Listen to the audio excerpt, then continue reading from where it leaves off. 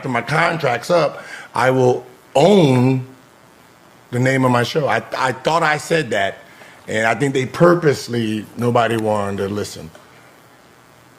I did 50-50 ownerships to get the foundation because I had no idea what it took to run shows.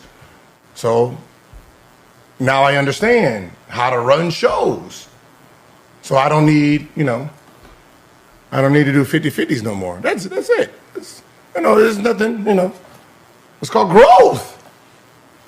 That's the part that hit me right away. Gilbert Arenas is not sitting there sounding like a man who just lost his job. He sounds like a man who realizes he built value inside somebody else's system. And when the business shifted, he had to step back and ask himself, what do I really own? That's a different kind of pain, because when you the face, people think you're the owner. When your name is in the title, people think you control the room. When the show is called Gil's Arena, people assume Gilbert Arenas can't be cut off Gil's Arena. But business don't care about your assumptions. Business cares about contracts, control, equity, distribution, and who has the final say when the meeting ends. And that is where a lot of athletes, artists, and creators get caught. They bring the personality. They bring the audience. They bring the culture. They bring the moments that make people watch. But somebody else brings the infrastructure. And that somebody else usually ends up with the leverage. Now, Gilbert says his contract with Underdog expired and he walked away on his own terms. And he also said Skip Bayless coming in was not some personal beef and that him and Skip are cool. They even play golf together. So this is not about making Skip the villain. This is about the feeling Gilbert had when he looked around and saw people talking like the show could keep running without him.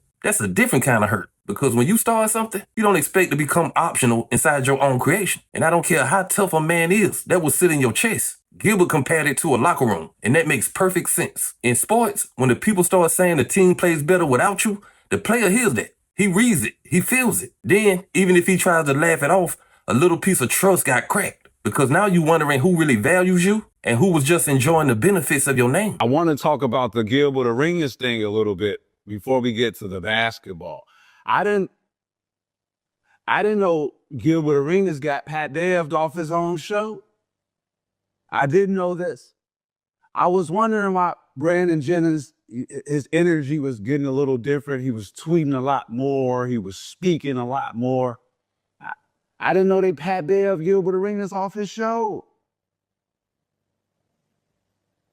I didn't know they moved like that. I see, and no one knows why. Y'all got to give me a reason why. Gilbert Arenas. And then I was wondering why Brandon Jennings was like, yeah, our show is the #1 show out. I'm like, our show? Like, what the f? Is he delusional? That motherfucker, Gilbert Arenas.